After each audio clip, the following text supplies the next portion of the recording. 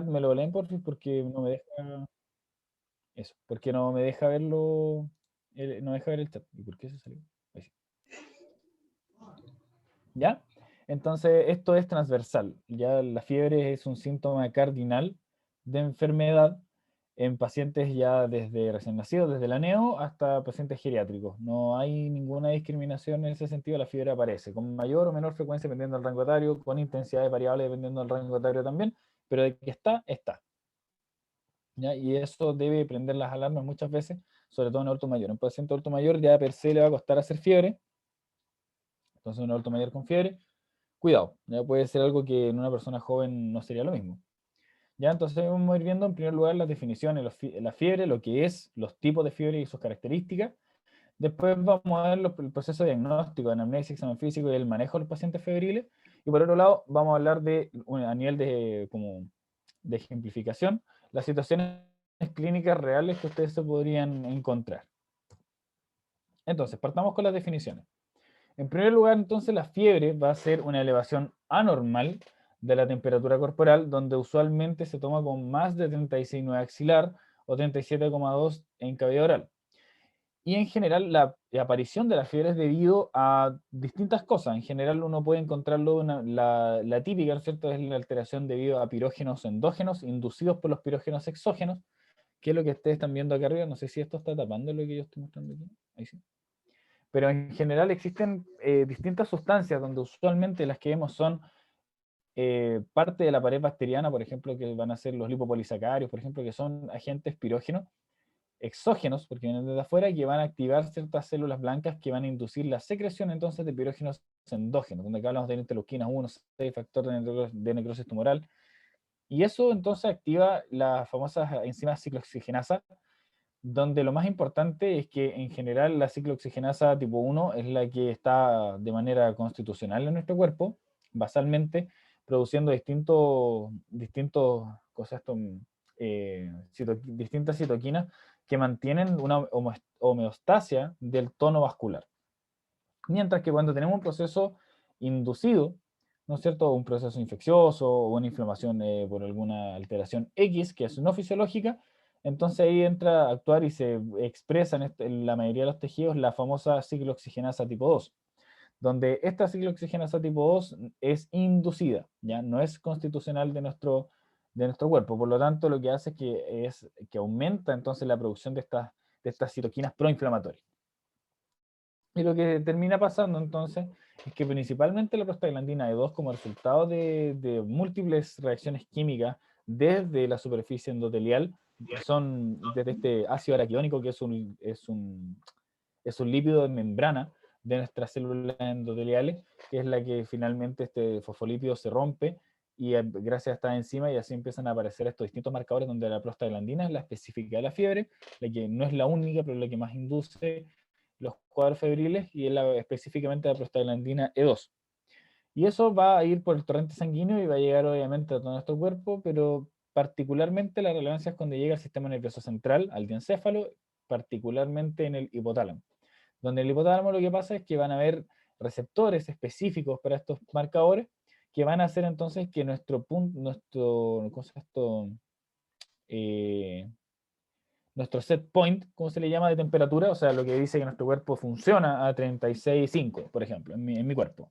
Y entonces en mi cuerpo se regula sus factores que son termolíticos, ¿ya? Y también termogénicos, los mantienen en un equilibrio tal que se mantenga una temperatura de 36,5 y con una variación estándar bastante baja, de 0,1 grados, 0,2 máximo, durante el día.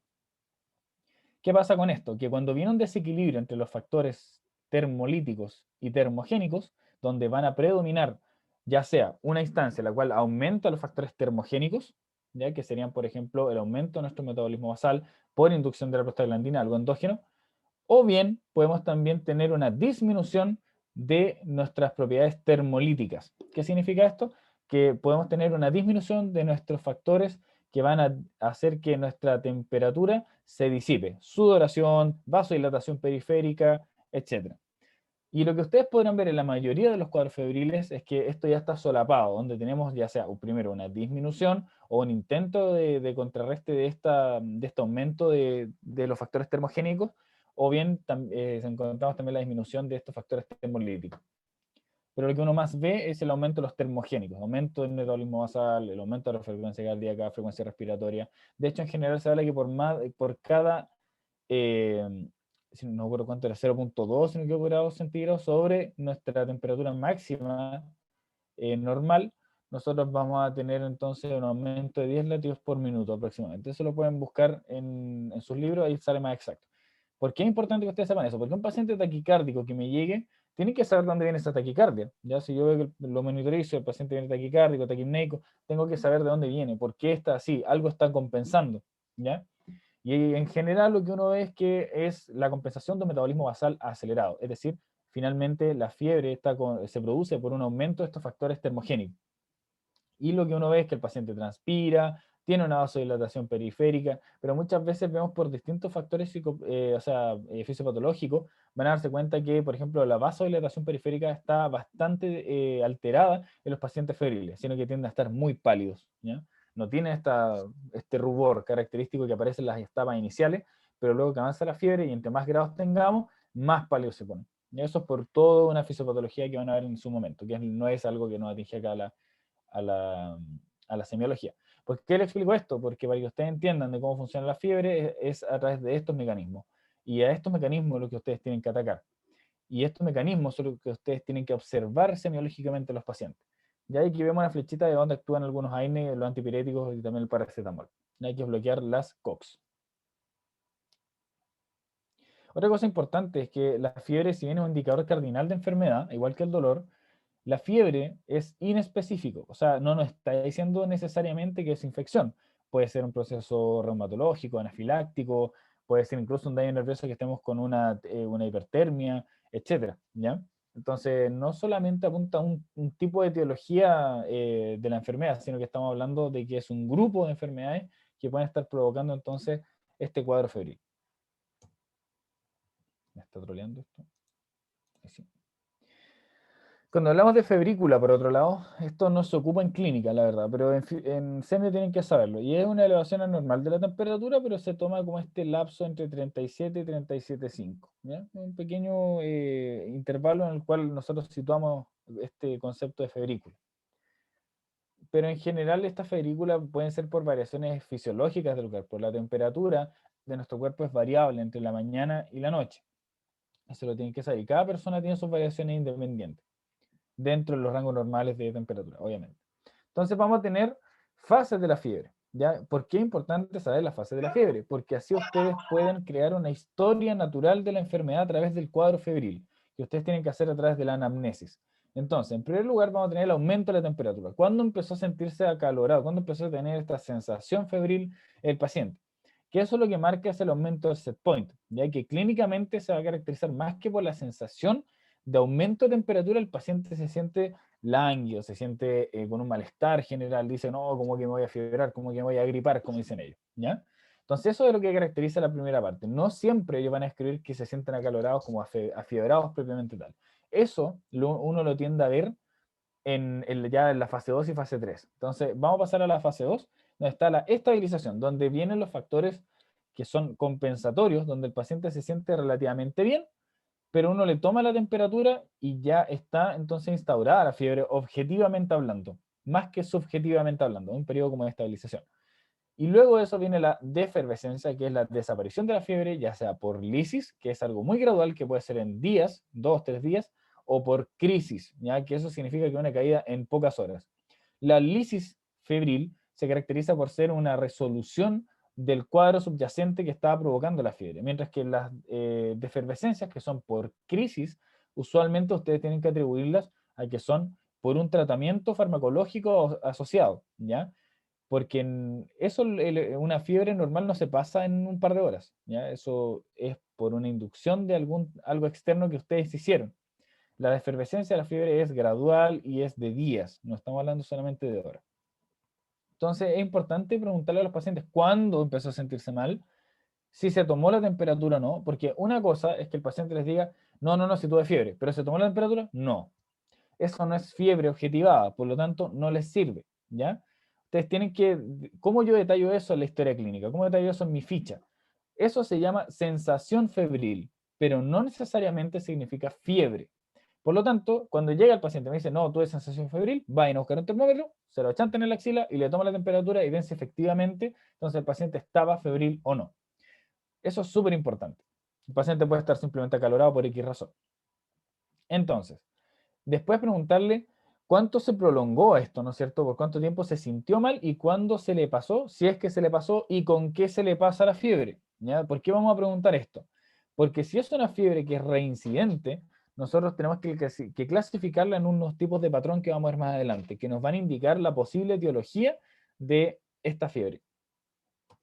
Entonces, vamos a hablar de esos patrones ahora, donde en primer lugar tenemos que definir la fiebre continua, ya que es una fiebre sostenida, que tiene pequeñas variaciones, pero van a ser menores a 1 grado entre la mañana y la tarde. Por eso, tómele varias veces, en paciente hospitalizado, tómele varias veces la fiebre y van a darse cuenta si es que este paciente está progresando efectivamente o si finalmente esta fiebre que tiene durante el día varía a lo largo de la semana, por ejemplo, el hospitalizado, y la caracterizan como la fiebre continua.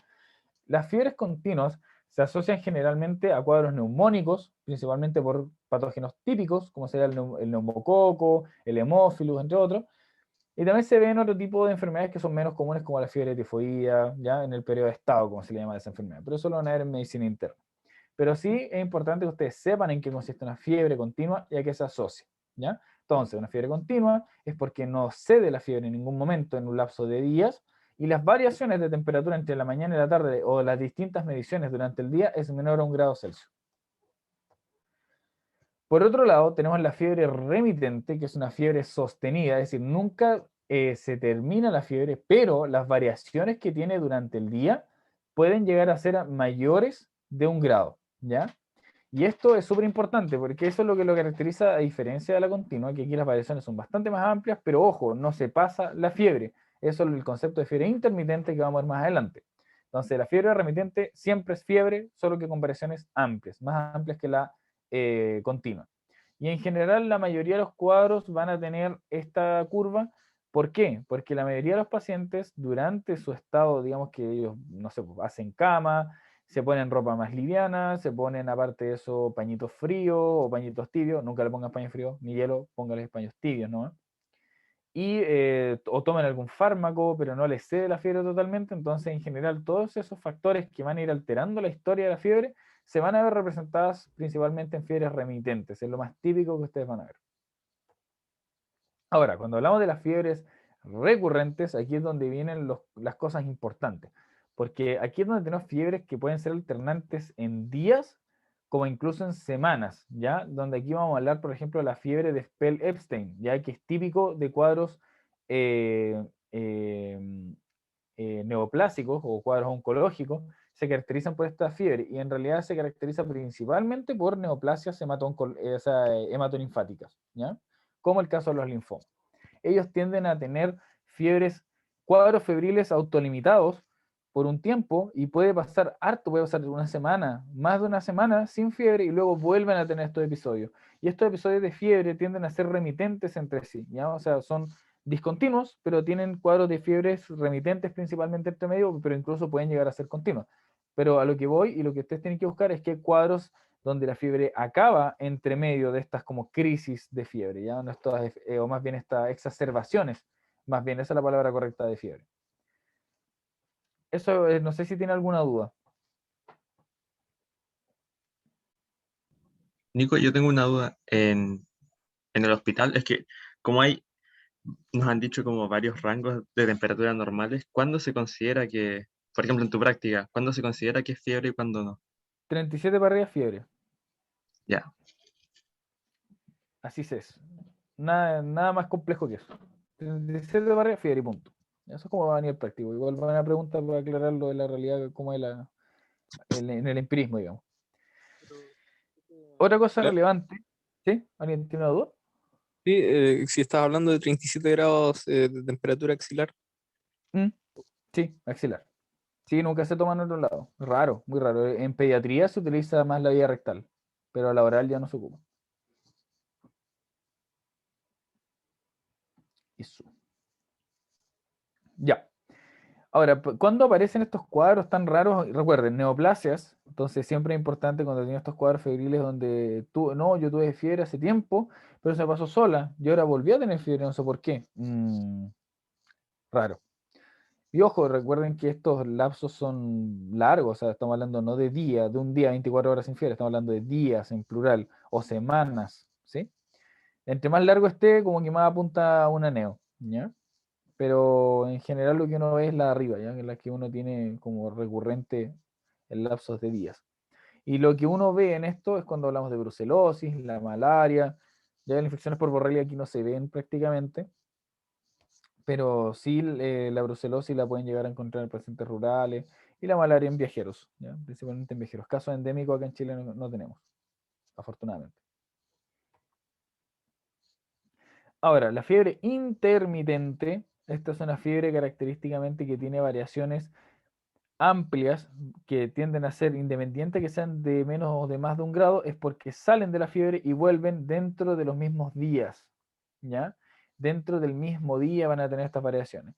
Y lo más típico de esto es cuando están en tratamiento antipirético. Se les pasa el efecto antipirético, tienen fiebre. Me toman antipirético, baja la fiebre. Entonces están durante el mismo día con variaciones amplias, ¿ya? Entonces cuando ven esta fiebre intermitente es porque el paciente se está tratando.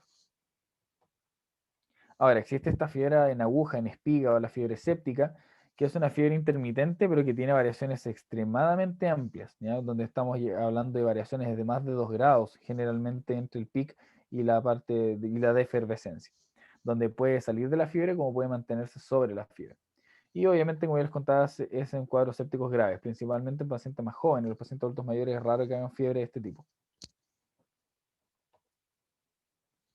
Una cosa importante que yo les decía es que tengan en consideración que la fiebre, como la temperatura natural del cuerpo, tiene un comportamiento distinto a lo largo del día, ¿ya? Eso es súper importante, tiene como un ciclo circadiano nuestra temperatura, ¿ya? Donde en general tiende a ser más alta en la tarde la temperatura, ¿ya? Yo cuando estoy de voluntario de la urgencia me tomo la temperatura por lo menos 3 veces al día, y es verdad.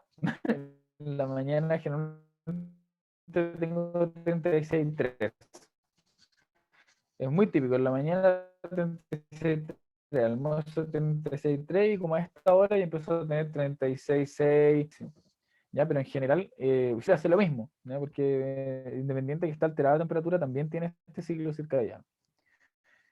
Entonces, en general, cuando esto ocurre al revés, se le llama la fiebre invertida. ¿Y qué nos tiene que hacer pensar eso? En que está ocupando algún tipo antitérmico o maniobras fraudulentas que se le llama la fiebre facticia.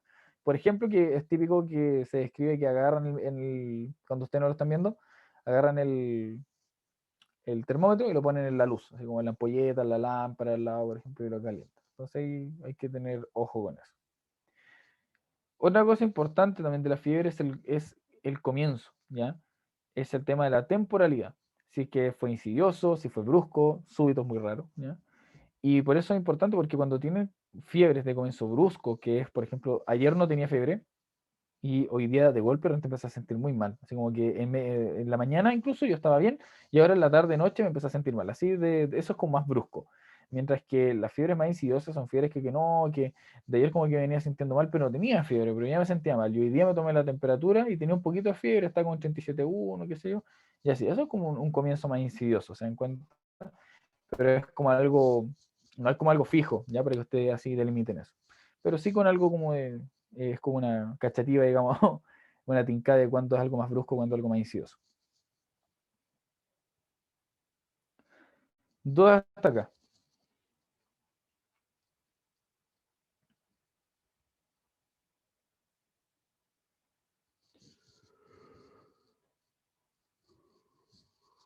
¿Leíste? Ya. Sigamos entonces. Nico, Entonces, ¿cómo hacemos un...? Sí, dime.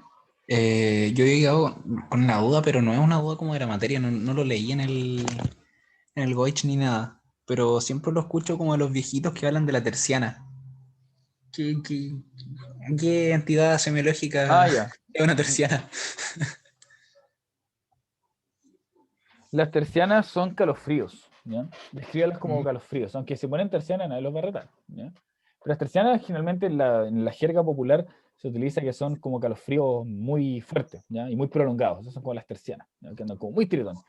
Y eso se produce, no sé si saben, pero se produce porque como tenemos el set point más alto para nuestro cuerpo, nosotros estamos hipotérmicos ahora, porque tenemos una temperatura, si normalmente mi temperatura es 36,5, y ahora mi set point dice que es 37,5, para mí mi 36,5 es como antes un 35,5. Entonces empieza a ocupar todas sus maniobras para ganar calor.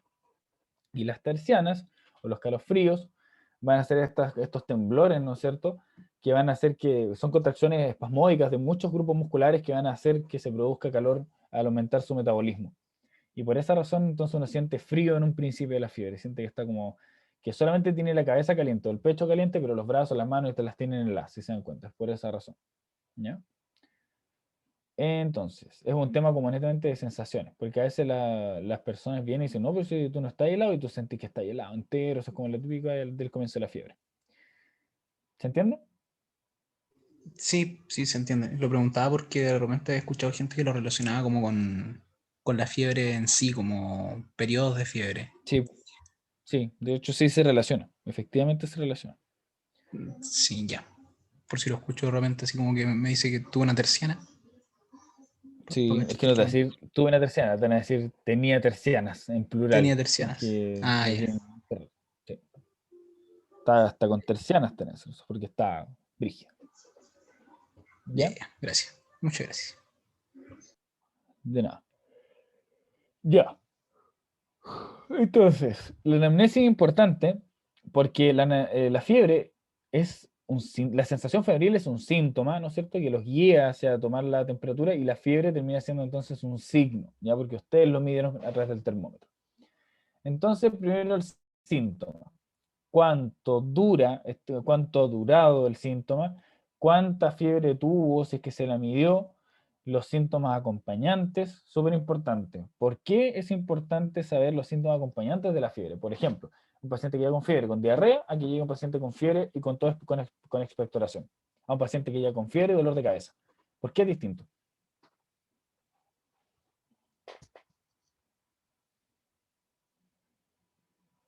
Porque probablemente son cuadros distintos. ¿Ya? Eso es súper importante porque te orienta a la etiología. Y una de las cosas que su misión es primordial al momento de recibir un paciente con fiebre es ser una persona que va a buscar el foco de la fiebre. Esa es la palabra. El foco de la fiebre es lo que ustedes deben buscar en toda esta evaluación del examen clínico en general, anamnesia y examen físico. ¿Ya? Eso no se les puede olvidar. ¿Por qué?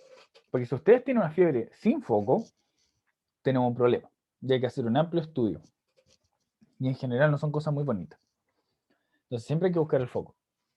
Porque después, más encima, si tienen un paciente séptico, les van a preguntar, oiga, sí, ya está séptico, pero ¿cuál es el foco? Porque en primer lugar, para el manejo de una sepsis, hay que tratar el origen del problema, que es el foco séptico.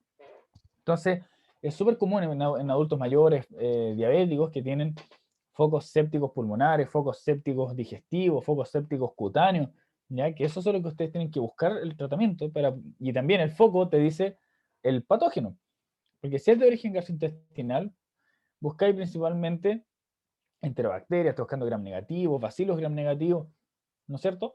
Mientras que por otro lado, si es que es algo cutáneo, estáis pensando en cocos gram positivos. ¿Se dan cuenta? A menos que haya estado hospitalizado antes esté colonizado, ¿ya? Pero en general es como eso. Entonces, es importante, es súper, súper importante que busquen el foco. Así que si ven a un paciente con fiebre, vean por qué tiene fiebre. ¿Ya? ¿De dónde viene ese estado? ¿Cuál es el origen? Por otro lado, contexto epidemiológico. No es solamente el contexto que estamos viendo ahora de pandemia, sino que el paciente, cuál es la edad que tiene. Sus comorbilidades también son importantes. Si es un paciente diabético, tiene más susceptibilidad a tener atípicos. Ya si es un paciente adulto mayor, también tiene por un tema de inmunodepresión. Si es un paciente VIH, lo mismo. No es lo mismo que te llegue un paciente con tos crónica, VIH, a que llegue un paciente con tos crónica con cáncer. Independiente que ambos dos tengan fiebre. Eso es súper importante. Entonces, por eso es importante que ustedes definan o sea, quién es mi paciente finalmente. De ahí que ustedes puedan decir cuáles son las probabilidades más altas en ese paciente individualmente. Si el paciente es rural, por ejemplo, que viene con diarrea, versus un paciente que viene de, no sé, pues, fue a un viaje a Cancún y volvió con diarrea, no es lo mismo. Ya la situación es totalmente diferente. Paciente rural con diarrea crónica, yo voy a pensar en una parasitosis, posiblemente, dentro de todas las posibilidades que hay. Mientras que si viene un paciente que viene con una diarrea que es más bien aguda, donde aquí el comienzo es importante, si es crónica, si es aguda, si es persistente, todo eso lo vamos a ver también en algún momento en síndrome diarreico, también es importante, porque eso te va a decir de que si es más aguda, lo más probable es que sea viral, ¿ya? Mientras que si es más crónica, tiende a ser más parasitario, bacteriano. Entonces, con eso, ¿y de qué patógeno estamos hablando también? Pues si viene allá de Cancún, puede ser un patógeno atípico para nuestra epidemiología local, ¿ya? Entonces, todas esas cosas son súper, súper importantes. El sexo también, ¿ya? Por ejemplo, un cuadro febril de origen ginecológico no se va a dar en un paciente masculino. Lo mismo, un cuadro febril de origen urológico no es lo mismo, ¿sí? Entonces, por eso hay que tener bien considerado de qué posibilidades tenemos. Los antecedentes personales, familiares, los hábitos, si fuma, no fuma, si toma, no toma. ¿Por qué? Porque si viene un paciente febril con tos, ya, ok, pues si viene un febril con tos, probablemente el foco es pulmonar. En un paciente que fuma o en un paciente que es alcohólico, las etiologías posibles también varían un poco. Por ejemplo, si es un paciente que vive curado, el paciente es súper probable que no proteja vía aérea en esos momentos de embriaguez. Por lo tanto, es súper posible que aspire y que esté haciendo una neumonía no por neumococo, sino que está haciendo una neumonía por agentes patógenos atípicos como serían los gram negativos que están en nuestro tubo digestivo. Entonces, y que claramente son más complicados de tratar y más agresivos. ¿Se dan cuenta? Entonces, en general lo mismo, antecedentes personales, si el paciente tiene una malformación que lo hace aspirar, lo mismo, piensa en una neumonía aspirativa que es distinta a una neumonía adquirida por la comunidad. Y así. Lo mismo, contacto con animales, ¿ya? Si vive en el campo, si carnea a los chanchos ahí mismo, dónde bota las tripas, todas esas cosas son importantes. Por ejemplo, en el tema del equinococo, cuando hablan de los quistes atípicos, es súper importante preguntar dónde bota las tripas, si es que los perros se comen eso, y si él anda vivo con los perritos pegados, al final, complejo. Y los viajes, ¿ya? ¿Por qué? Porque tenemos el concepto importante de fiebre del viajero, que es una fiebre que inicia en el viaje o al momento de regresar de este viaje, donde tenemos que sospechar muchas cosas dependiendo de la epidemiología más prevalente en los lugares de destino, ¿ya? Entonces, por esa razón, eso lo vamos a ver quizá más adelante, y si no, lo van a ver de todas maneras en infectología en medicina interna, ¿ya? Y otra cosa súper, súper importante que no siempre se los cuentan, pero que de verdad se ve mucho en la práctica, me ha tocado verlo también aquí en urgencias, se ha visto harto, que es el tema del uso de dispositivos, ¿ya? Muchas veces se da que los pacientes llegan con fiebre y dicen, no, un paciente enfermo renal crónico, ya ok, piensen en que pues, si tiene un catéter venoso central, este paciente por polipunciones, que la fístula ya se murió, ya no le funciona, ese catéter venoso central es una vía directa a la circulación central y por lo tanto, si es una vía abierta donde perturbamos nuestra barrera natural que es la piel, puede infectarse, ¿ya? Y eso lo van a aprender después en medicina interna, ¿qué hago yo con una infección de catéter? Que tiene un manejo diferente, se cultiva la punta del catéter, deben cortarla y hacerle hemocultivos en 3 partes diferentes del cuerpo separadas en no sé cuánto tiempo y más encima hacerle cultivar independientemente la punta del catéter. Eso lo van a ver más adelante. Pero por ahora a mí me interesa que ustedes sepan que el uso de dispositivos puede ser perfectamente un foco infeccioso. Marcapasos, las prótesis, sondas, las sondas Foley, cuando se les quedan a los pacientes rurales. Y dicen, no, tienen que ser cuidados cada tanto. Ah, sí, sí, sí. Y se quedan con la sonda puesta. Lo que me dio un paciente que le dieron haber sacado hace 2 semanas la sonda y la seguía teniendo la sonda puesta y finalmente se agarró una infección urinaria muy complicada por el hecho de que hay muchas bacterias que se agarran desde estos dispositivos y crean pseudomembranas, empiezan a escalar y llegan a fácilmente, es como dejarle la carretera abierta, a que colonice lugares más profundos. Por lo tanto, fíjense si tiene algún dispositivo. Ya, lo mismo, paciente con endocarditis, generalmente en pacientes que han sido operados, que tienen algún tipo de válvula protésica. Entonces, tienen que siempre preguntar esas cositas. Ahora, el examen físico completo. Deben hacerlo completo porque tienen que identificar qué cosa, el foco, ¿ya? Entonces, por eso hay que examinar completo a los pacientes. La fase febril es bien típica, una rubicundez que puede estar presente como no. La piel sudorosa es muy típica y con ojos brillantitos o vidriosos, como le llaman, y muchas veces también puede haber palidez, ¿ya? También generalmente son pacientes medio quejumbrosos, son pacientes que están como agotados, medio somnolientos, que se sienten mal, les duele la cabeza, les duelen los músculos. Entonces son pacientes que se sienten derechamente mal completos. Cuando pasamos a la piel y faneros, también es importante examinarlos completos, porque aquí tienen que ver si es que tiene algún tipo de rash, petequias, úlceras, si es que tiene ictericia sobrepuesta a esta fiebre. Una fiebre ictérica puede ser muchas cosas que no son muy lindas, entonces tienen que buscarlo. Buscar signos de alguna inflamación, por ejemplo, algún foco de celulitis, de erisipela, que le puede estar causando el foco séptico ahí a un paciente que está súper comprometido. Y cuando auscultan, si vamos a buscar un foco respiratorio, el paciente crepita, si tiene un soplo cardíaco, pues si es que el foco es cardíaco, principalmente la infección, y otros también, como signos de abdomen, ya si tiene un cuadro de abdomen agudo, con signos de irritación peritoneal, y el paciente está hipotenso, está taquicárdico y está con fiebre, ese paciente está séptico, ¿ya? Ese paciente es de alto riesgo.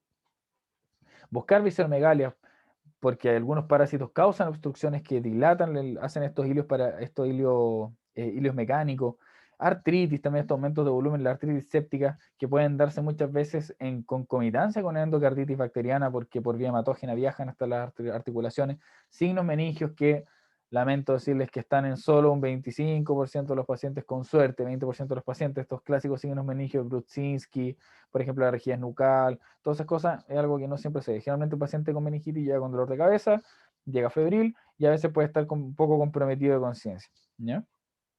Y si que está encefalópata va a tener algún trastorno, algún tipo incluso de focalidad. Incluso llegan con trastorno de la personalidad. ¿Mm? Igual con el tema de la ictericia yo me acordaba harto de gastro, esta cuestión de la triada de Charcot. La ictericia, dolor abdominal y fiebre para colangitis. ¿Se ve esa cuestión o no? ¿Lo habéis visto alguna vez? Idiopáticas, pueden ser infecciosas, van muchas cosas. Entonces hay que verlo. Muy bien.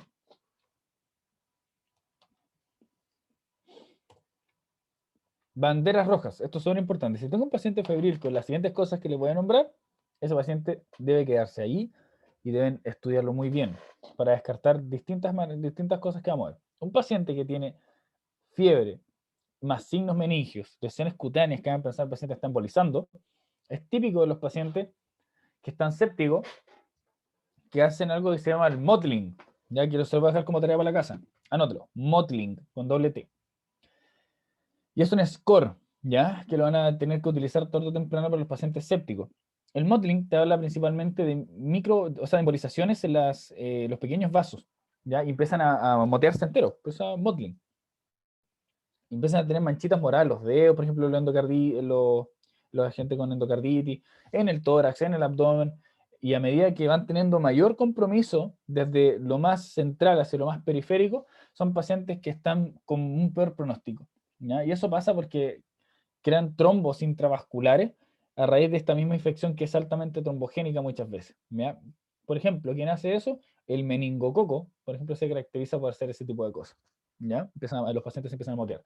No siempre por shock, pero algo bien característico. Un paciente no choqueado, con dolor de cabeza, fiebre, que tiene manchas por todos lados, así con pequeños moretones, ese paciente es súper probable que tenga una meningitis meningocócica. Entonces tienen que buscarlo.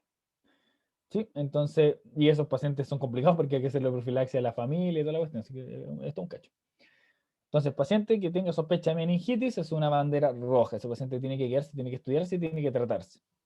Por otro lado, paciente que tenga fiebre con taquicardia y hipotensión es un paciente que está séptico hasta que se demuestre lo contrario, ¿ya?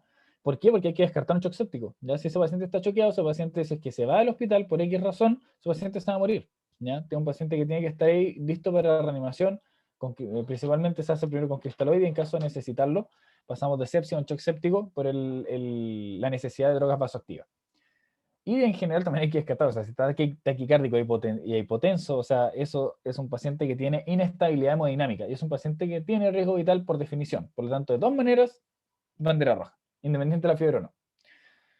Otra cosa importante es si tiene abdomen agudo y si tiene insuficiencia respiratoria asociada. Abdomen agudo, por ejemplo, asociado a signos de irritación peritoneal. Fiebre es un paciente con peritonitis que puede estar pasando una sepsis de foco intestinal, ¿ya? A raíz de una apendicitis. Por otro lado, puede estar un paciente séptico por una insuficiencia respiratoria, sobre todo en adultos mayores, diabéticos que hacen neumonía bacteriana, se complican mucho y pueden hacer fácilmente una sepsis o un shock séptico de origen pulmonar o de foco pulmonar. Y hoy día con el COVID tenemos pacientes que llegan a falla multiorgánica, ya por un shock, que puede ser generalmente shock mixto, a raíz entonces de un foco pulmonar de una insuficiencia respiratoria. Entonces, paciente con fiebre, insuficiencia respiratoria, en nuestro tiempo ahora es COVID hasta que se demuestre lo contrario, ¿ya? Para los que fueron al tallercito que hicimos de COVID que les contaba el otro día, como desde el punto de vista semiológico, se van a acordar entonces de la triada, ¿no es cierto? La triada: saturación, frecuencia ventilatoria y por otro lado la mecánica ventilatoria, ¿ya? Que eso te define entonces lo que es una insuficiencia, el síndrome de insuficiencia respiratoria, y si está febril, ese paciente es COVID hasta que se muestre lo contrario. Y de hecho, vamos a ir un poco más allá. Cualquier paciente que tenga básicamente fiebre hoy día es un paciente COVID hasta que se muestre lo contrario. Me han llegado varios pacientes que llegan solamente con dolor de guata, vómitos, diarrea, o 2 o 1 de 3 de esos síntomas gastrointestinales con fiebre y son COVID positivos. Entonces, cuidado. Y esos pacientes a lo largo de los días, si es que tuvieron síntomas, no, yo llevo 3 días de síntomas, la disnea y la falla ventilatoria tiende a aparecer desde el día 8 hasta el 10, ¿sí? Entonces, ese paciente es posible que se deteriore en unos días más, independiente de lo que tú hagas, porque si el paciente no tiene insuficiencia respiratoria, no tiene indicación de corticoide. Por lo tanto, no le das nada más que paracetamol para bajarle la fiebre y le puedes dar nada más, pues al final es como solo eso. Solo eso es lo que le puedes dar, algo para el dolor que pueda llegar a tener, bajarle la fiebre y eso es esa es toda tu pega. ¿Ya? Porque más que eso no se ven beneficiados. Por otra parte, si es que tienen evidente necrosis de tejidos, por ejemplo, una fasciitis necrotizante, gangrena de extremidades, tienen un foco de eritema muy doloroso en una extremidad, por ejemplo, o incluso en pacientes obesos, entre los pliegues cutáneos, los rollitos, se le hacen ahí focos de sepsis muy terribles, que uno no los pilla hasta que le levanta la guatita y se da cuenta que tiene todo rojo, todo necrosado, y que eso había que, incluso algunos que ya tienen necesidad de cirugía. Entonces, busquen, examinen, sobre todo pacientes obesos con fiebre, ¿ya? Y que no les pillen el foco, busquen en la piel, revisen, vayan al examen abdominal, levanten los rollitos bien. Y a veces, esto es algo que no le he dicho en otras oportunidades, creo, o quizá conversando con algunos de ustedes salió, no solamente hablamos del examen físico de inspección, auscultación, percusión y palpación, sino que incluyen un quinto, ¿ya? Que no es la observación que decía la doctora Sea en la parte de bronco, porque eso es como inspección, es como lo mismo, sino que incluyen algo que se llama olfacción, ¿ya? Huelan. Sé que con la mascarilla ahora es difícil, pero hay olores que sí los van a sentir. Y hay pacientes que llegan con fiebre, llegan como medio sépticos ya, y no pillan el foco, y ustedes llegan donde está el paciente, un paciente súper obeso, y mientras lo ocultan, sienten un olor fuerte, ¿ya? Un olor como a humedad. Eso es típico cuando tienen unas cándidas metidas entre medio acá, paciente inmunosuprimido por el hecho de ser, no sé, pues un paciente que tenga una diabetes de muy mal manejo, ¿cachai? Y empieza a tener acá un enrojecimiento, con unas secreciones blanquecinas, y el paciente se nos está choqueando, probablemente él tiene una candidemia, ¿ya? Y por eso, ahí está el origen de su fiebre. Entonces, insisto, paciente con fiebre, búsquenle el foco. Esa es su única misión. ¿Ya? El cómo lo hacen tiene mucha estrategia, que es lo que hemos estado hablando todo este rato. Si no pueden solo semiológicamente, para eso tienen su examen de laboratorio que los van a aprender a usar en medicina interna. Así que si creen que quedan cortos con esto, puede ser, pero después van a tener más herramientas, así que no se preocupen. Ahora, como yo lo decía, el enfoque diagnóstico tiene que ser descubrir la causa, descubrir el foco. Y en general, solo la anamnesis nos va a orientar a la etiología, o sea, al foco. Mientras que el examen físico ya nos habla así puntualmente y nos hace evidenciar el foco. Ya si la anamnesis nos orienta, el examen físico es quien nos hace descubrirlo. El estudio complementario eso lo van a ver en medicina interna. ¿Ya? En general eso no lo vamos a revisar ahora, ¿ya? Pero en la fase de hiperpirexia que tiene al inicio de la fiebre o en el pic, en el punto medio del cuadro, es cuando el rendimiento de los exámenes microbiológicos que sean por causa febril, digamos, infecciones, es mayor. ¿Ya? Eso igual es súper importante. ¿Dudas hasta acá?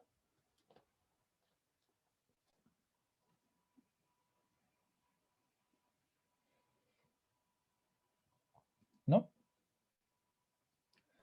Ya, Creo que nadie. ya. Sigamos entonces. Caso 1. Paciente masculino de 25 años, residente de Villarrica, sin antecedentes familiares y personales a destacar. Consulta por cuadro febril de 2 días de evolución asociado a malestar general, cefalea, adenopatía, rash tóraco dorsal no pruriginoso. Él es sexualmente activo, él se considera bisexual, sin pareja estable y sin uso habitual de preservativo. ¿Cuál es la conducta de ustedes?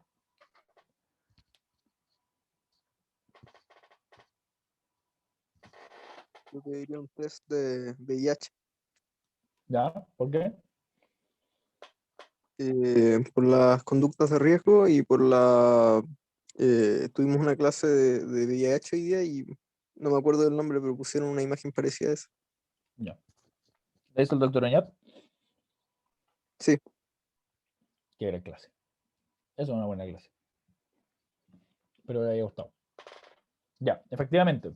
Pero estamos hablando de una infección crónica por VIH o una prima infección.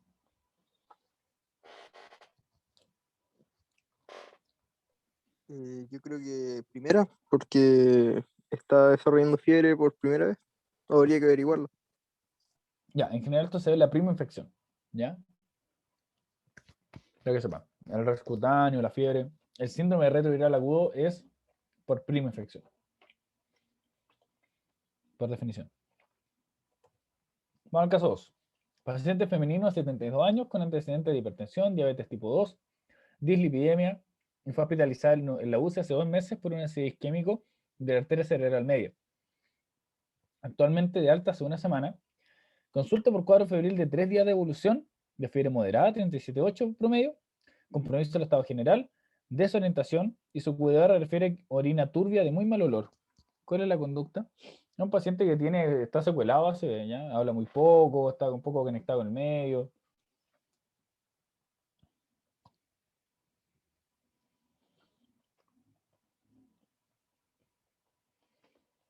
¿Podría ser una infección urinaria? ¿No es cierto? Algo que tienen que saber igual, que la mayoría de los síndromes confusionales agudos de los pacientes adultos mayores son por infección. La amplia mayoría. Un paciente que llega, o sea, una persona que llega con un adulto mayor y les dice, oiga, ¿sabe qué? Ella es mi mamá y hoy día empezó a hablar puras leceras, como que se quiere ir de la casa, se nos perdió, no nos reconoce por rato, después sí. O por otro lado, un paciente que antes estaba activo, hoy ahora duerme todo el día y como que no nos habla, no nos pesca. Esos pacientes están desorientados, aparte de que le tomen un escáner de cerebro sin contraste, que puede ser una CB. En general deben sospechar en primer lugar un delirium, ¿ya? Los delirium, que son estos síndromes confusionales agudos, como yo les decía, en general son por un foco infeccioso. Donde los principales focos infecciosos causantes de delirium van a ser los focos urinarios. Ya por eso les presento este caso. Porque un paciente que tenía un compromiso de conciencia basal y que de repente se me deteriora de un lado a otro y aparece fiebre más encima. Para empezar, es raro que un adulto mayor haga fiebre. Si hacen fiebre, en general son por focos pulmonares o por focos urinarios. Es raro que hagan fiebre por otra razón. ¿Ya? Por eso tienen que ir a buscar. Y sobre todo aquí lo clave era que tenía una orina turbia. Pero si eso no estaba, por ejemplo, hubiera sido un poco más difícil. ¿Ya? Pero si un paciente que tenía un delirio, ustedes tienen que preguntarle, oiga, ¿esto lo hacía antes? ¿Esto usted nota que se deterioró muy bruscamente? Y dice, sí, se sabe que antes no, antes por último me recibía la comida, antes por último me saludaba, y ahora me empezó a pegar y no me reconoce, de un día para otro, raro. A veces ni siquiera con fiebre, chiquillos, ni siquiera con fiebre, no es chiste. Y llegan sépticos, no estoy hablando de que lleguen simplemente con una infección, llegan sépticos, pacientes ya al borde de ese shock. Solamente con eso, los adultos mayores son bastante delicados en ese sentido. Son pacientes de alta fragilidad los seculados. Aparte, si estuvo hospitalizado, ¿ustedes sospecharían de que esa infección la trato con cualquier cosa o pongo ojo con algo? Si estuvo hospitalizado hace poquito y ahí empezó la infección urinaria, ¿no les dice algo?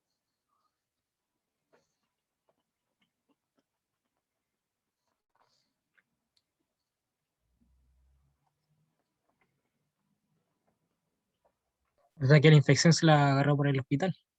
¿Ya? Pasó ¿Y la con trato igual que cualquier ITU? ¿Cómo?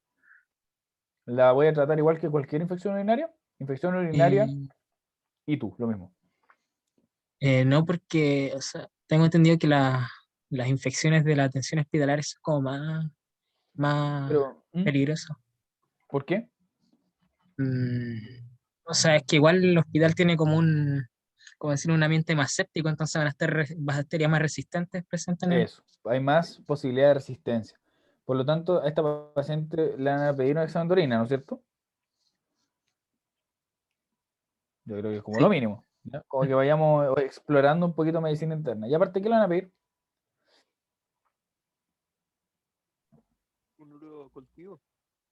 Urocultivo. Urocultivo, ¿no es cierto? Y ese urocultivo va a ser con antibiograma, ¿o no? Con antibiograma. Con antibiograma. Ella tiene indicación de ser un antibiograma, ¿ya? Muy bien, chiquillos. Sigamos. Caso 3. Paciente masculino, 62 años, con antecedente de hipertensión, insuficiencia cardíaca congestiva y fue hospitalizado hace 4 meses por una estenosis aórtica severa que se trató con recambio valvular hace 4 meses. En los últimos 2 meses ha tenido 2 trastornos isquémicos transitorios y ataques isquémicos transitorios. Ataques isquémicos transitorios y episodios de ceguera transitoria también. Actualmente consulta por cuadro febril de un mes de evolución de fiebre leve a moderada, 37,7 como promedio, asociado a un compromiso del estado general, sudoración nocturna y lesiones vasculares acrales, como la están viendo ahí. Conducta, ¿y qué les suena? Al ecocardio lo ven ahí abajo. Y ahí ya les soplé algo. Endocarditis. Una endocarditis, ¿no es cierto? Muy bien. Paciente operado del corazón, paciente que tuvo una prótesis valvular, paciente que tuvo un catéter, paciente que estuvo invadido de alguna manera y que lo dan de alta, después empieza un cuadro febriles medios larvados, prolongados, así más bien crónicos, y o a veces ni siquiera tan febriles, sino que con malestar general y empiezan a tener estos pequeños moteos. Estos son finalmente microtrombos, chiquillos. Son pacientes que están como un poquito sépticos, ¿ya? Porque empiezan a tener una bacteriemia, ¿ya? Que provoca estas cosas. En general, cuando ustedes, por ejemplo, tienen este cuadro, donde, para aplicar un poquito de bases, donde él tuvo un recambio valvular, ¿ya? Y lo dejaron invadido, qué sé yo, porque se complicó y estuvo con catéter, ¿qué patógeno te sospecharían? No uno específico, un grupo de patógenos. Bacillus gram negativo, Rickettsia, no sé. Estafilococo. Estafilococo, ¿no es cierto? Los estafilococos van a ser su primera opción. En general, las endocarditis agudas van a ser causadas por estafilococos, ¿ya? Las subagudas en general van a estar provocadas por Streptoepidermidis, ¿ya? Y las crónicas van a estar causadas por otro tipo de patógenos. Entonces, la duración del cuadro también te dice qué patógeno puede ser, más los antecedentes. Caso 4. Paciente masculino de 36 años, sin antecedentes mórbidos, consulta por cuadro febril de aproximadamente 5 días que desaparece y al par de semanas vuelve a aparecer. Cuando tiene estas crisis que describe, tiene escalofríos, cefalea, mialgias, vómito y diarrea. Y describe haber viajado hace 2 meses a Brasil de vacaciones. El examen físico se encuentra enflaquecido, mucosas pálidas y con una esplenomegalia importante. ¿Qué creen ustedes que puede ser? Ahí está el vaso. Mide aproximadamente ahí, ¿cuánto dice? Mira, 50 centímetros cuadrados. Y mide 12 centímetros de largo.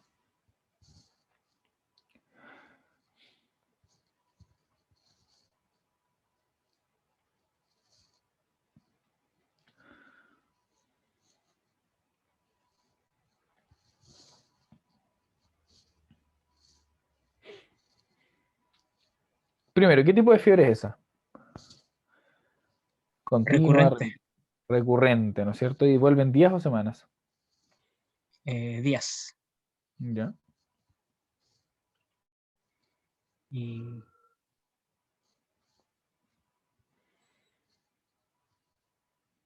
Ya, cámbiale eso de par de semanas y póngale días. Ahí está malo. ¿Qué es importante esta anamnesia? ¿Qué les hace ruido? el viaje a Brasil. ¿No es cierto? ¿Qué hay allá que le puede causar una fiebre de este tipo? O sea, está la malaria, por ejemplo.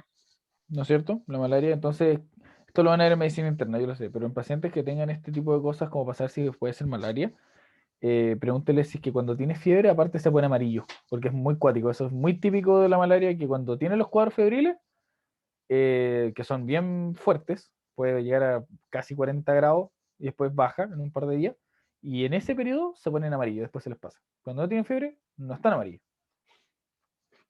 Entonces eso es típico, el que tiene esta fiebre hemolítica.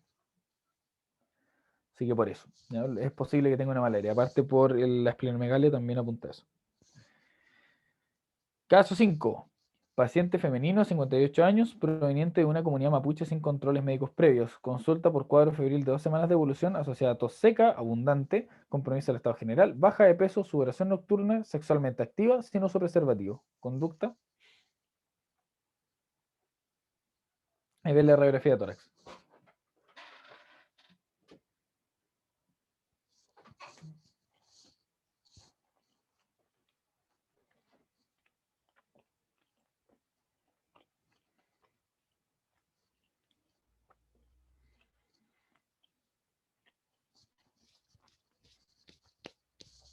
¿Qué le llama la atención?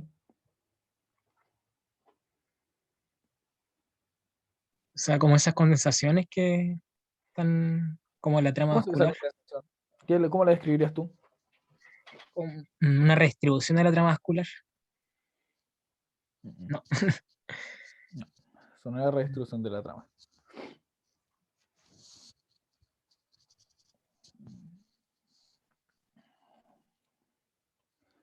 ¿Cómo son las condensaciones normalmente? ¿Cómo se ven?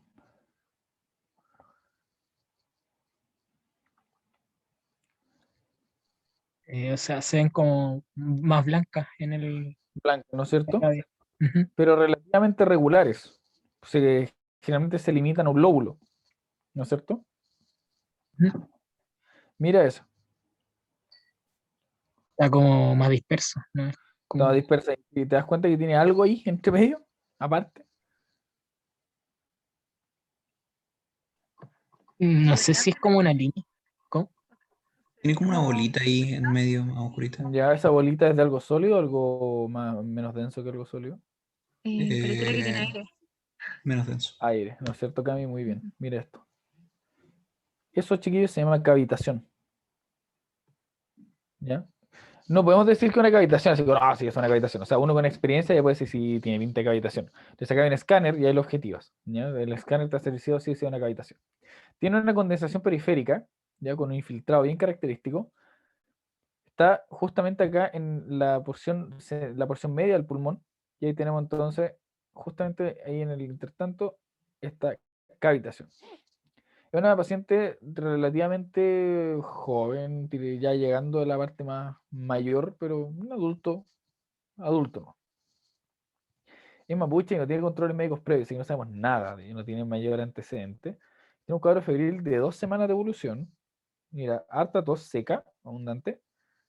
Viene irritativa, ¿no es cierto? Que un compromiso del estado general, o sea, ella se siente mal derechamente, venía como toda acostada, nomás no quería hacer nada. Tiene una baja de peso importante, sudoración nocturna, sexualmente activa además, y sin uso preservativo. Entonces aquí es donde yo les pregunto entonces, quizás semiológicamente quedamos cortos, ¿o no? ¿Qué creen ustedes? ¿Qué más harían ustedes? Como para poder... Recuerden que esos exámenes físicos, anamnesis, tiene que ser con un objetivo, ¿ya? No al azar. Yo algo quiero descartar con cada una de mis preguntas o algo quiero confirmar con cada una de mis preguntas. ¿Hay algo más que les gustaría hacer? Un test de VIH. ¿No es cierto? Nos quedamos cortos con la parte más semiológica, así que lo lógico es que si una persona sexualmente activa sin preservativo y que tiene una cavitación, ¿qué hace cavitaciones principalmente en un pulmón, en nuestro medio? La tuberculosis. La tuberculosis. ¿Y la tuberculosis se dan pacientes sanos hoy día? No es como más a nivel socioeconómico bajo, inmunosuprimido. Sí, ¿no es cierto? Entonces esta persona igual, pues si es de una comunidad mapuche rural, no sabemos cómo vive ella, pero quizá en realidad está en una condición precaria y no lo sabemos, ¿ya? Entonces es posible que ella sí pueda tener una tuberculosis primaria o que tenga una tuberculosis secundaria o una inmunodepresión. Entonces hay que descartarla totalmente, ¿ya? A todos los pacientes con TBC o que tenga una sospecha TBC como la que estamos viendo aquí, esos pacientes tienen que irse a VIH sí o sí. Tenemos que encontrar si que efectivamente hay algo más grave de base, sin duda. Porque puede que la TBC sea simplemente una manifestación del SIDA, que eso sí que es un gran problema. Entonces tenemos que descartarlo. Muy bien, entonces aquí sospechamos tuberculosis, le tenemos que hacer una osciloscopía, le podemos hacer un GeneXpert. Tenemos hartas alternativas, sobre todo en un hospital grande como el nuestro acá de Temuco. Pero eso es lo importante, en la cavitación, ¿no es cierto? Que tiene una condensación periférica, las cavitaciones que están así sueltas por la vida, no, puede que no sean tuberculosis, o al menos una tuberculosis no activa. Si no tiene todo este infiltrado, probablemente, porque eso es pura inflamación, lo que está ahí. Probablemente si es que eso no lo tiene es porque es una cavitación muy vieja, que ya fue, y que ya es inactivo. Entonces eso igual te da una temporalidad. Pero esto claramente tiene un infiltrado. Eso, chiquillos.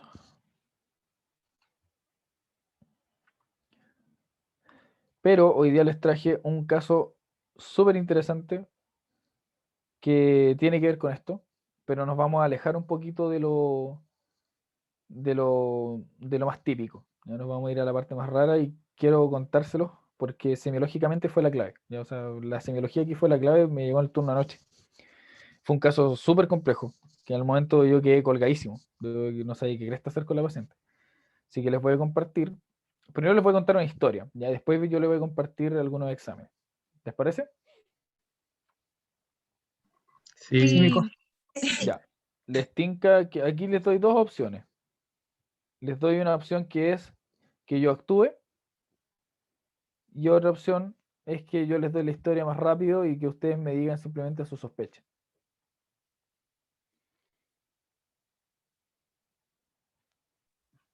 Cuéntanos la historia. Mejor. ¿Sí? ¿Toma el Sí, pajero? más rápido. Ya, O más sea, que pajero, tenemos que y hacer el informe de pato, algunos. sí. Ah, ya, ok. Ok, entonces, vamos entonces, les voy a ir contando la historia. Esto fue, no me acuerdo qué hora, pero fue en la noche. Y una paciente derivada desde la clínica alemana, derivada por taquicardia. ¿Ya? Ok. Les voy a leer lo que decía el ingreso, lo copié para traerles la cuestión textual de cómo me llegó a mí categorizada. Entonces, salía antecedentes mórbidos negativos, alergia y dolor en mi abdomen inferior asociado a diarrea y sensación febril. Sin tos ni fiebre al ingreso, 37.6. Al control, decaída, ingresa en silla de ruedas, pálida, taquicárdica. Y arriba salía que había sido derivada por la taquicardia, la habían derivado al hospital regional. Sin comentarios. Pero básicamente, si lo mandan con esa excusa barata, es porque hay algo que simplemente no supieron qué hacer. Entonces resulta que esta paciente la, la examiné, ¿no es cierto? O sea, llegué primero, la empecé a entrevistar, ¿ya? Ella está categorizada como C3, ¿ya? En la urgencia uno tiene varios niveles, pues C5, C4, C3, C2, C1. C1, paciente que si no haces algo ahora ya se muere, y el C5, un paciente que puede pedir una consulta en algún lugar policlínico, consulta privada y puede esperar, ¿ya? Puede esperar meses incluso. Algo de consultorio, ¿ya? O de consulta particular. El C4 es un paciente que tiene signo de que hay algo que hay que ver, ¿ya? A la brevedad, pero no es una urgencia. El C4, o sea, el C3 quiero decir, ya es un paciente que califica como urgencia y es un paciente que tiene algún signo vital alterado y generalmente asociado a dolor o temperatura, ¿ya? Y que puede indicar de que hay un proceso que está descompensado que debe verse, ojalá, a la brevedad. C2 es un paciente que tiene el potencial de irse a riesgo vital en cualquier momento. Por ejemplo, un paciente con dolor de pecho típico de infarto es un C2. Un paciente que llegó derechamente infartado con un edema pulmonar agudo, así hipotenso, taquicárdico, choqueado, es un C1. Entonces, este paciente llegó C3. Y resulta, entonces, que este fue al final mi proceder. A ver, lo tengo aquí escrito. Entonces, cuando hice la anamnesis, al final, bueno, como le dije, una mujer de 22 años, le pregunté por el dolor. Y finalmente era como un dolor abdominal y pélvico, pero muy difuso. Ella decía, al principio digo, no, es que yo consulté porque me dolía acá atrás, apuntándose así, mira, como así, acá atrás. Y dije, entonces esta weá es un cólico renal, pues. Lo más probable, porque yo como en silla de ruedas, ya mal, paliducha, ella era muy flaquita, y de haber medido con cueva unos 60. Y entonces y se agarra aquí, pues entonces eso es como típico el cólico renal, porque llegan así como quejumbrosos, paliduchos, transpirados, y que les duele, y respirando así como medio agitado, y que no saben, y caminan para todos lados, o simplemente no quieren caminar porque se sienten horribles, esos son los pacientes con cólico renal. Entonces esto iba calzando bastante bien, pues.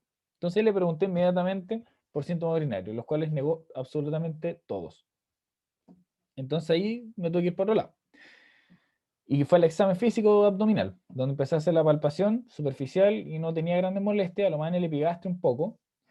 Y negaba, por ejemplo, reflujo y cosas así. Después de las comidas, decía que a veces le da reflujo, pero no era como algo característico que tuviera. Pirosis tampoco, ni dispepsia tampoco en particular que ella describiera que tuviera. Después, cuando le hice la palpación profunda, le dolía bastante el flanco derecho, la fosa ilíaca derecha y también el epigastrio, pero lo más particular fue cuando le hice una presión en el hipocondrio izquierdo. Cuando le presioné el hipocondrio izquierdo, las costillas, porque yo quería palparle el riñón, y hay una maniobra que es, ¿cierto? Tú empujas por atrás y vas a palpar por delante. Y cuando hice eso, le apreté el hipocondrio y ahí llegó a saltar y se encogió y dijo, oh, eso me dolió harto, no me habían tocado ahí. ¿Qué hay en el hipocondrio izquierdo? El vaso. ¿Qué más?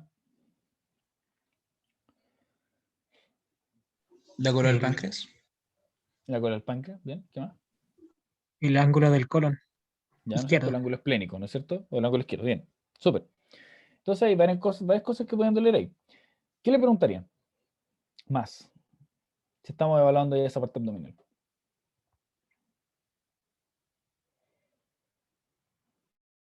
Algo de colon. ¿No es cierto? Como preguntando un síndrome funcional. Por ejemplo, preguntarle, ¿has tenido diarrea? Me decía, a veces tengo deposiciones líquidas, pero como tarde, mal y nunca, y no sé por qué. Ya, y ahí uno le pregunta si tenía sangre, si tenía mucosidad, si veía algo raro en la deposición, el color tenía algo raro. Todo normal. El mismo color me dijo, solo que estaban líquidas o disgregadas.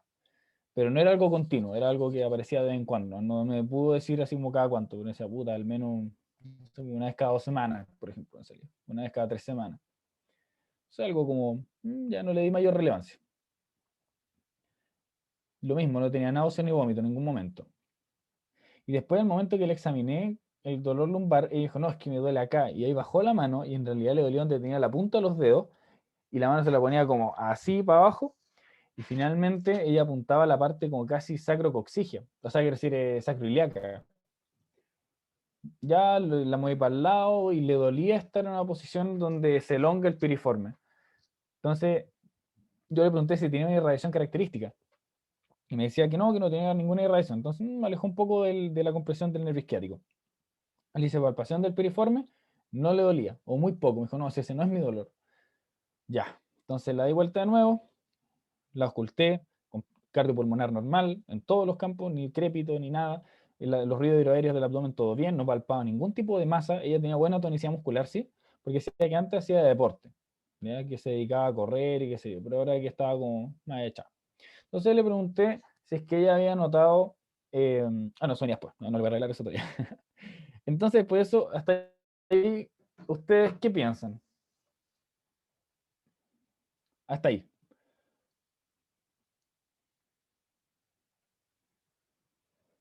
Por si acaso, la piel Ah, estaba totalmente normal, busqué manchita, está raro. está raro, ¿no es cierto? Está como Sí. específico, tiene un poquito de todo. Y el dolor no es característico. Busqué irritación peritoneal, Bloomberg, hice el Rovsing, todas esas weas, nada. Busqué Murphy, y el único Murphy positivo que me dio fue el Murphy del otro lado, en el hipocondrio izquierdo. Entonces estamos complicados. También tenía un poco de dolor a la palpación profunda en el hipogástrico, pero negaba sintomatología urinaria. Le pregunté como 3 veces, ¿has tenido dolor al orinar? ¿Has tenido como síntomas así como que tienes como vacío incompleto? ¿O que sigues con ganas? ¿O que has tenido alguna orina con sangre, orina turbia, orina de color Coca-Cola? Le pregunté todo. Entonces, buscando todos los signos así, había por ahí porque ya me estaba empezando a agotar de saber qué puede ser, porque ni siquiera tenía una orientación clara para pedirle un examen con fundamento. ¿Ya? O sea, en ese punto ya está para pedirle un escáner completo, pues, ¿cachai? Y eso no es como llegar y pedirlo. Entonces tienes que tener un buen fundamento, una sospecha diagnóstica bien definida para hacerle un escáner completo. ¿Qué harían ustedes? ¿Qué preguntarían ustedes? ¿Qué examinarían ustedes? ¿Qué más preguntarían? Algo más ginecológico. ¿No es cierto? Ya.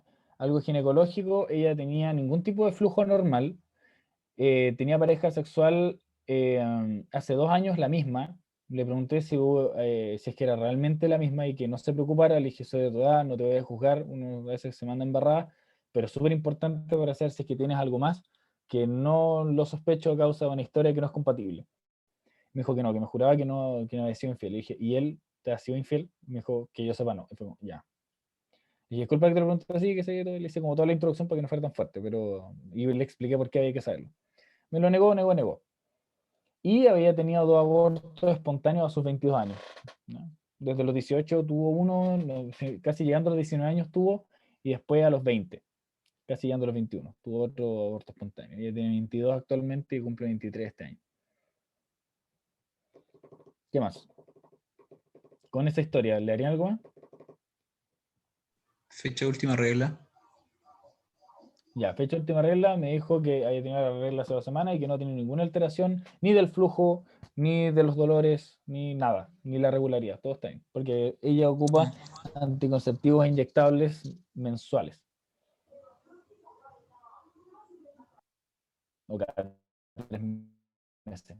Cada 3 meses, creo.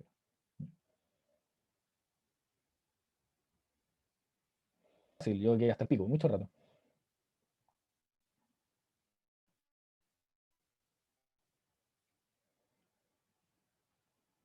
Pero intenten, intenten.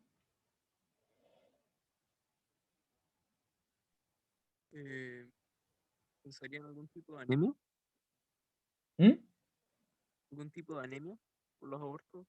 ¿Y el Ya, vaso? podría ser algún tipo de anemia, ya, pero eso es como algo consecutivo, algo nada que ver, po. Porque la anemia no te va a dar esos dolores característicos, ni tampoco como esos cuadros medio febriles que tenía. Sí. Igual, ella tiene un cuadro febril súper raro, porque en el momento ella no tenía fiebre. Pero en ese momento yo le toqué la frente y yo la sentí muy caliente. Entonces fui a buscar el termómetro y ahí, a esa hora, que fue como a las 12 de la noche, tenía una temperatura de 38,0. Cuando al ingreso, rato antes, no mucho rato antes, ella tenía 37,2, si no me equivoco.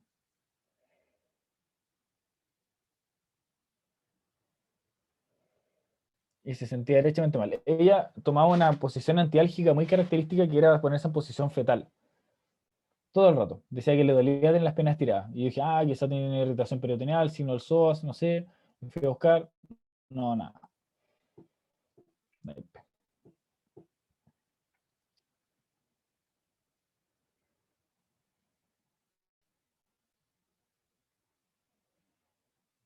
No sé si ya lo dijiste, pero buscar alguna adenopatía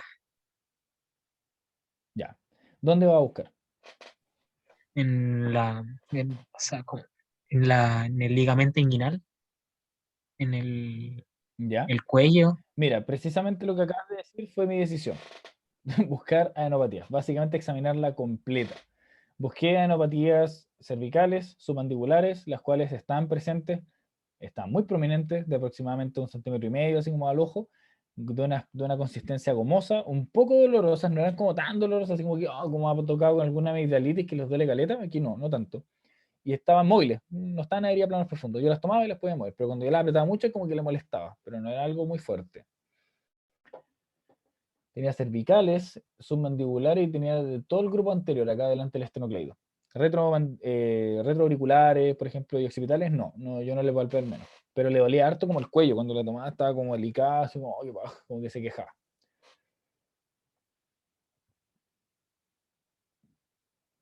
Y después bajé a las axilas y nada,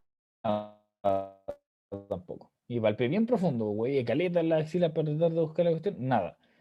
Y después le palpé los supraclaviculares y palpé un que hasta ahora, según yo, era un linfonodo, como comparar una experiencia anterior, pero sí he palpado muchas fosas supraclaviculares limpias. Ya está, no estaba limpia. Porque lo hablé con un doctor y me dijo, yo no lo pillé, pero tampoco fui muy exhaustivo, me dijo. Así que lo dejamos a la duda. Pero yo palpé un linfonodo, una adenopatía en la fosa supraclavicular izquierda. ¿Cómo se llama ese linfonodo? El linfonodo de ¿Qué Virchow, características tiene? ¿Qué te hace pensar? Nico, ¿aló? Estás como Habla del cortando. linfonodo de Virchow o Virchow, como le quieran decir. ¿Cómo les preguntaba a qué me orienta este linfonodo de Virchow o de Virchow, como le quieran decir? Una teología maligna, ¿No es cierto? ¿De dónde? de la guatita. De la guatita, ¿no es cierto? Digestivo, principalmente cáncer gástrico, es lo que más se asocia entonces al linfonodo de Virchow. Muy bien. Ahí uno empieza a ponerse medio deep, pues, weón, porque uno ve esa weá y yo no lo había pillado, incluso examinando pacientes con cáncer gástrico, yo no le había pillado la adenopatía. Y ella sí, joven, 22 años, que con chucha. Hay que marcando ocupado. Y en ese momento se les ocurre preguntar algo, ¿no?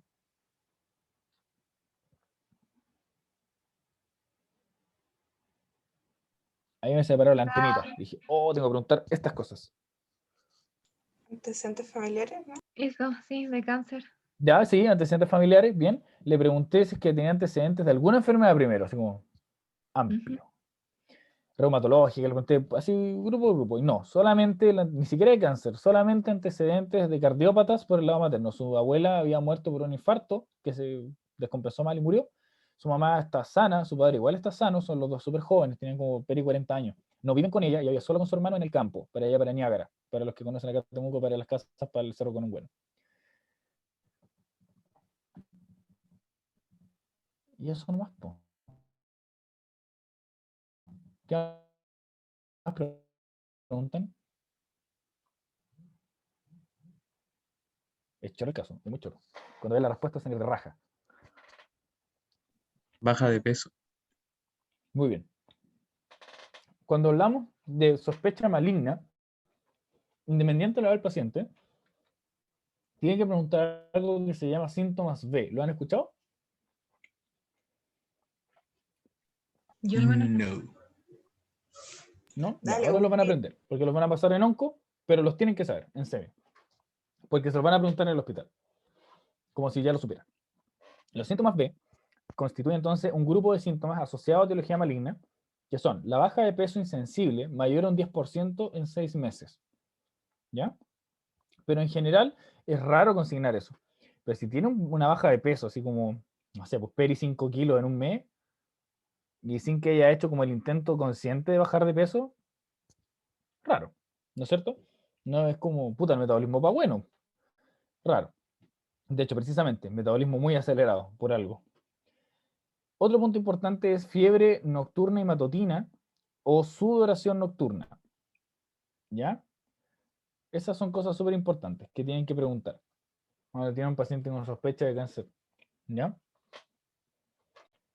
Entonces, se le preguntó esto.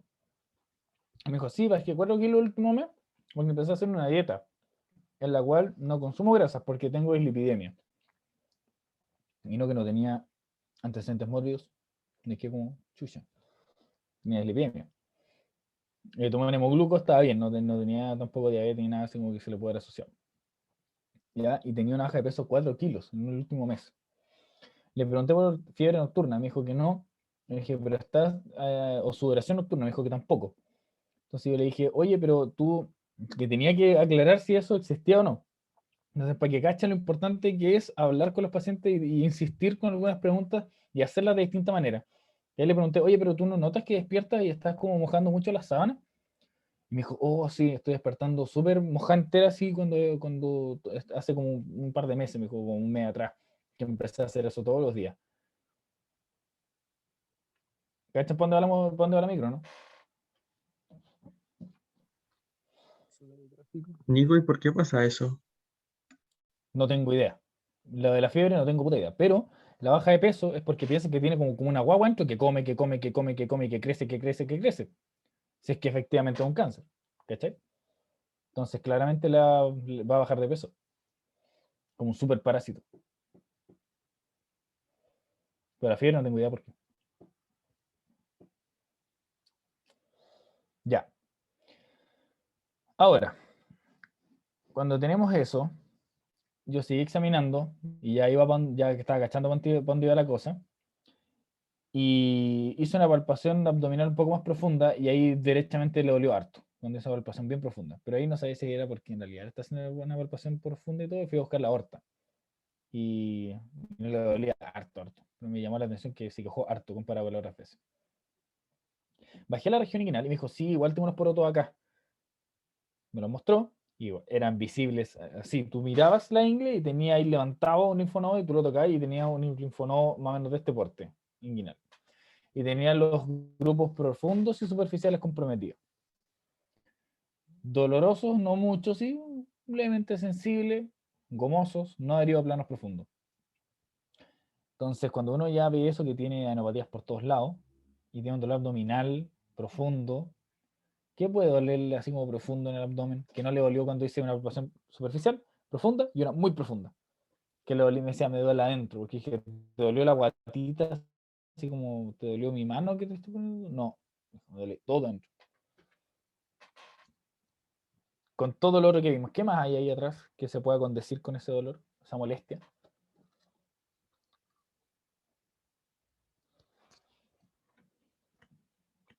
¿La aorta, Nico? Sí, puede ser una aorta, puede ser un aneurisma que está dañada, que puede estar al borde de romperse. Pero en su contexto, ¿qué te tinca?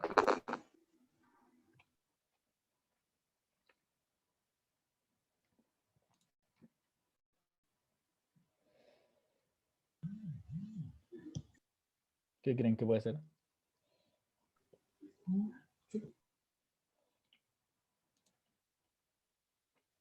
Tejido adiposo.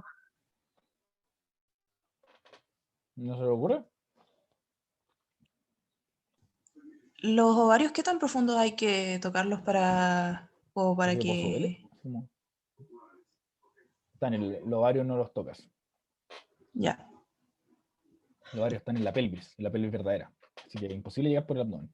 Y por examen de tacto vaginal tampoco. Ah, llegar. verdad que el dolor en el abdomen está... No, no me pequé. Sí. Así se es. ¿Ya, alguna otra idea? ¿Algo más que quieran buscar? ¿Qué hipótesis diagnósticas tienen? Estoy tratando que me cargue el escáner.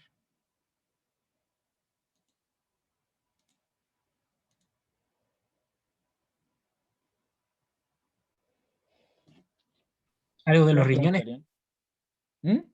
Algo de los riñones. ¿Cómo qué? O sea, bueno, o sea, está orientado como a neoplasia todo. Entonces, Ya, neoplasia renal, raro, rarísimo. Mata mucho, pero es muy raro un cáncer renal en un paciente joven. Yo le toqué así como el medio. Ya, vamos a ir al escáner. Aquí creo que ya me cargó. Aquí en el momento de la verdad. Porque aquí sí le puede pedir un escáner completo con contraste. Porque había una hipótesis diagnóstica que ¿cuál lo hubieran puesto ustedes para la hoja de solicitud?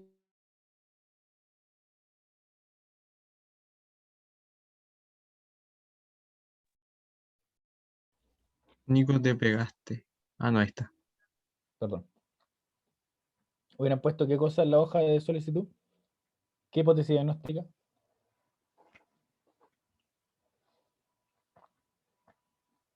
linfoma. ¿Ya? ¿Te consta que es un linfoma? No, o sea, es como de una de las muchas cosas. Leucemia también. ¿Ya? ¿Pero qué te suena? Así como más general entonces. Algo, un grupo de cosas. Porque igual dentro del Neoplasia. linfoma, tiene que ser si un linfoma no Hodgkin o linfoma de Hodgkin, ¿no es cierto? Ujú. Y no tienes como chucha saber. Tienes que hacer los dos. Una metástasis. Ya, podría ser una metástasis linfática. Sí, habría que buscarla. De hecho, por eso la derivamos al servicio de urgencia obstétrico. Porque pensamos que el foco primario estaba en la pelvis, estaba a nivel ginecológico. Por eso los abortos, dijimos, quizás esta weá es una metástasis completa a nivel linfática. Pero no, la devolvieron y dijeron que no. Que no, estaba todo limpio, hicieron una eco transvaginal y todo. Nada. Se le pone principalmente ahí neoplasia linfática en estudio. ¿Ya? Así lo tienen que poner. Que no sabemos bien qué. ¿De qué es neoplasia? Lo más probable. ¿De qué es linfática? También, porque está comprometido el ganglio. Se pone eso. Si no pone síndrome síndrome linfoproliferativo. Entonces, eso es más técnico, más bonito. Ya, le voy a poner entonces el escáner. Ahora lo pueden ver. ¿Se ve acá el video? Sí se ve. Súper. Y ahí está. Ya, a la una, a las dos y a las tres. Ya, esto va de adelante hacia atrás.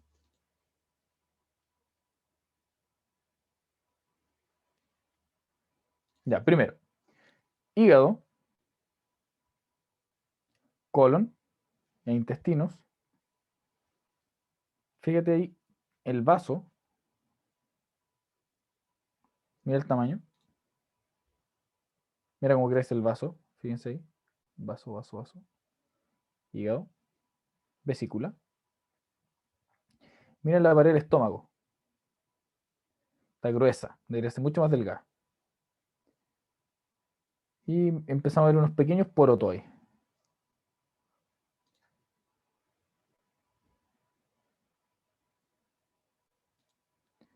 Más porotos.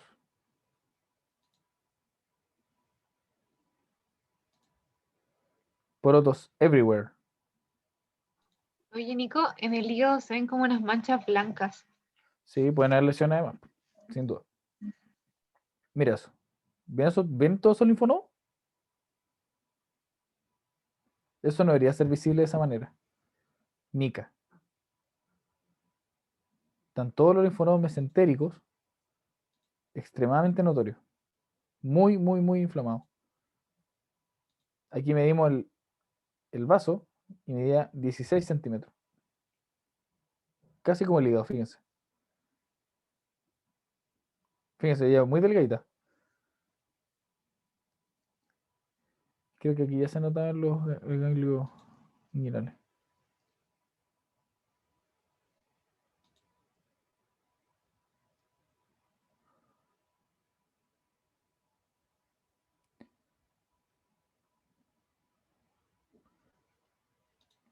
Bueno, ¿qué les pareció? Eso lo más probable es que sea un linfoma no Hodgkin.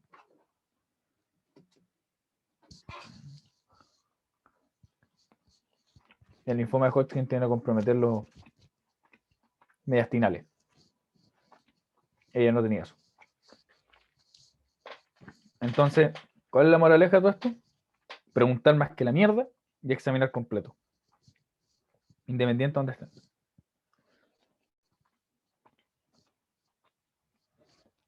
¿Dudas? Ella era un síndrome febril con o sin foco. Sin foco. No, sin foco. No teníamos foco. ¿Se dan cuenta? Lo que puede llegar a ser un síndrome febril nomás. Porque no era fiebre exagerada.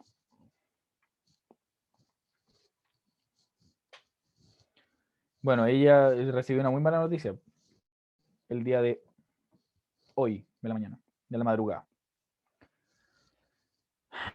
Entonces, para que igual crean, o sea, que no porque tenga 22 años y aparentemente sea sana, no piensen en este tipo de cosas. Esto fue, les juro que es real, de anoche. Así que ella quedó hospitalizada y van a tener que ser biopsiada y mandar la muestra de anatomía patológica y hacer toda la cuestión. Todo lo que se viene después, que claramente no es muy austero. Así que eso, con eso cerramos síndrome febril. Como puntito express. Yapa. Vimos de todo un poco, de lo que nos puede aparecer con los síndromes febriles. Yo les recomiendo que si van a estudiar síndromes febriles, vean lo general, que es lo que acabamos de hablar, que no es mucho. Los tipos de fiebre y todo eso lo preguntan. Y después de eso revisen lo que es la fiebre del viajero, en qué consiste. No los patógenos ni nada. Solamente lo que hay que preguntar en una fiebre del viajero. ¿Ya? ¿Qué síntomas voy a buscar? ¿Qué signo? La pregunta dónde viajaron, qué comieron, por ejemplo. Todas esas cosas son importantes. Si fueron vacunados, qué patología, y después pueden empezar a estudiar qué agentes patógenos están localmente ahí como importantes. Por ejemplo, la malaria es típico de los viajes a África. Más que a las zonas como tropicales, como Brasil, es típico de África. ¿Ya? Y también que estudien, si quieren, pueden leerse algo de fiebre sin foco. ¿Ya? O la fiebre en paciente inmunosuprimido, que ahí claramente te apunta otras cosas. Una fiebre en un VIH, en un paciente con cáncer avanzado, o en un paciente de hemato-onco, son pacientes que van a ser con una fiebre que no tienen muy buen pronóstico. Lo que se conoce como neutropenia febril. El que le interese lo puede leer, porque es un gran tema.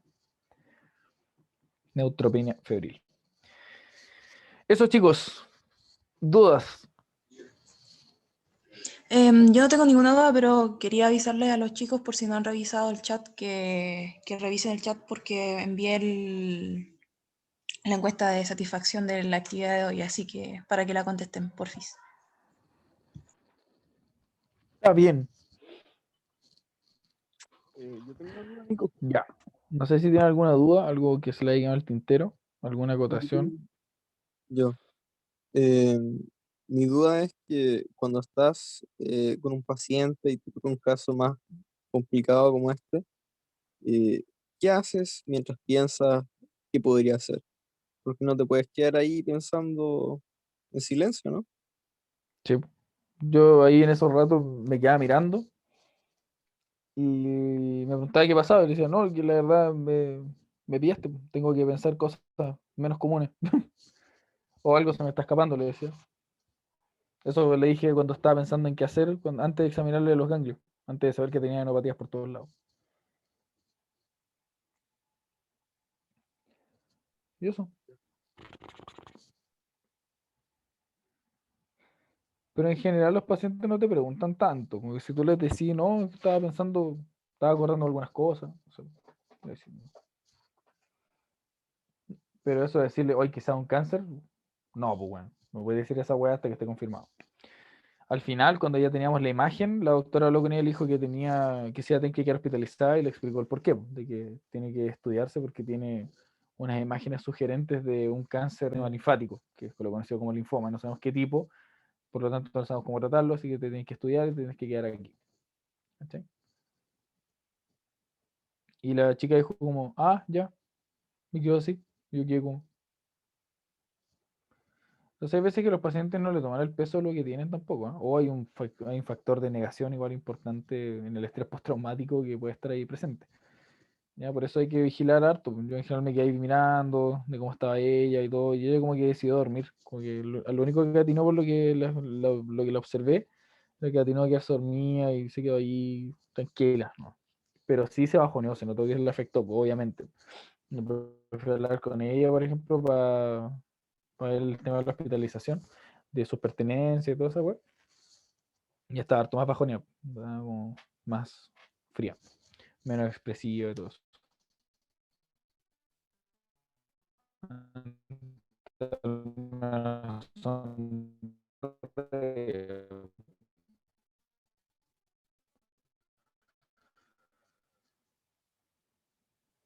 No sé si tiene otra duda.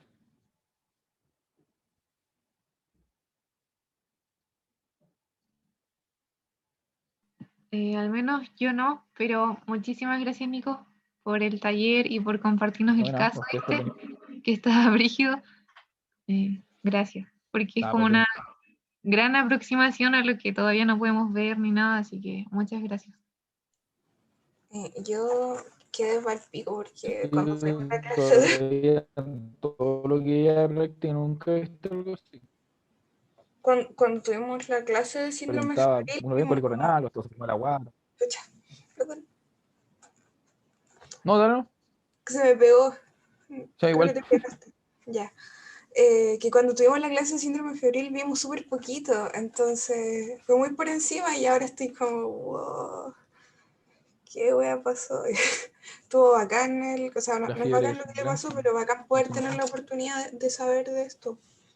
Y gracias por Sí, po. presentar el caso, como estuvo bacán.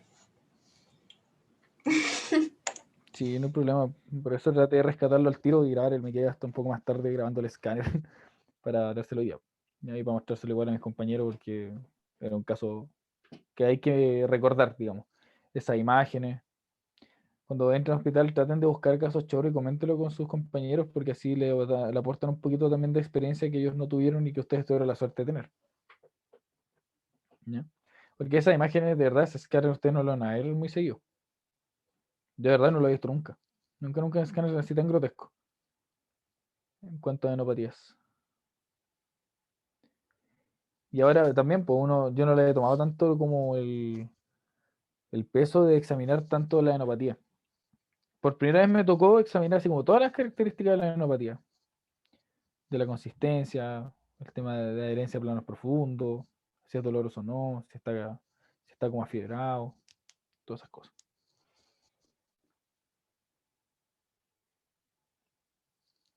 Ya chicos, gracias por venir, por darle su tiempo. Ojalá les haya servido, les haya aportado algo a su formación. Que ojalá esta experiencia les ayude a motivarse en primer lugar, a motivarse a estudiar, porque se den cuenta que a veces se van a encontrar con estas cosas. Y también que se motiven y a estar expectantes, digamos, a la entrada a la práctica clínica y que puedan aportar sus ideas a partir de estas experiencias, ¿ya? Que son como experiencias. Pero cuando les pregunten en el hospital puedan hablar también de algo que vi alguna vez, ¿ya? De ahí parte el conocimiento a través del empirismo. Así que ojalá les vaya muy bacán y ojalá puedan entrar pronto al hospital y nos podemos encontrar allá y si los puedo ayudar, lo voy a hacer. ¿Ya? Y ustedes saben que voy a estar en general y pueden preguntarme cualquier cosa si están ahí mismo en el turno en el hospital. Me hablan nomás y yo les contesto WhatsApp. ¿Ya? Creo que todos tienen mi celular, no sé. Si no se lo pasan, pues ustedes me da web. Pero si los puedo ayudar, lo voy a hacer. ¿Ya? Para que no estén tan votados. Si es que algunos los han votado como me tocó a mí cuando fui semi. Eso. Así que les mando un abrazo a cada uno de ustedes. Que tengan una buena noche, que estudien, pero sobre todo sean felices y que les vaya bacán. Así que adiós. Muchas Nos vemos gracias. la Muchas gracias, Nico. Muchas gracias. Gracias, Nico. Nico. Pasaste, pasaste. Gracias, Nico. próxima. Gracias. A ustedes. TKM. Estudia TKM, para Cami. su prueba de Gracias, Nico. pediatría. Que vaya bien. Viernes. Gracias. Viernes. Viernes. Es viernes. Ya, adiós. Gracias, Chao. TKM. TKM, chau, chau. Chau. Chau.